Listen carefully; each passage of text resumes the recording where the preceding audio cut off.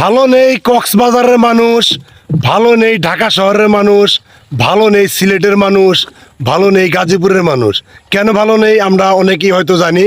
পানি বন্দি হয়ে গেছে অনেক মানুষ।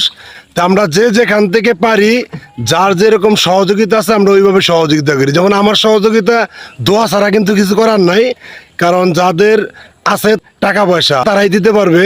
এবং কি যারা আশেপাশে আছেন অবশ্যই একটু তারা সহযোগিতা করবেন, পাশে দাঁড়াবেন। বিশ্বকাপ খেলা চলতেছে, সবাই আনন্দে মগ্ন আছি আমরা। এই বিশ্বকাপের সময় একটু আনন্দটা স্বাভাবিক রাখি। কেননা দেশের মানুষের অবস্থা কিন্তু খুব একটা ভালো না, কারণ ইতিমধ্যে অনেক মানুষ পানিবন্দী হয়ে গেছে। তা আমাদের যে নদীটা দেখতেছেন, এই নদীটা খালি।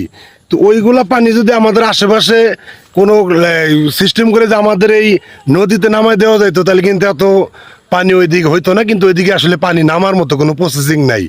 যদিও আপনি কথাটা কিভাবে নেবেন জানি না, কিন্তু আমাদের এলাকায় এরকম যদি টানা 1 মাস বৃষ্টি হয়, আমাদের এলাকায় মানুষ কিন্তু পানিবন্দী হবে না। তাই বলে এই নয়, কিন্তু আমরা যারা যতটুকু পারি সহযোগিতা করবো, তাদেরকে পাশে দাঁড়ানোর, তাদের সাথে থাকার জন্য। ধন্যবাদ, সবাই ভালো থাকবেন, আল্লাহ হাফেজ।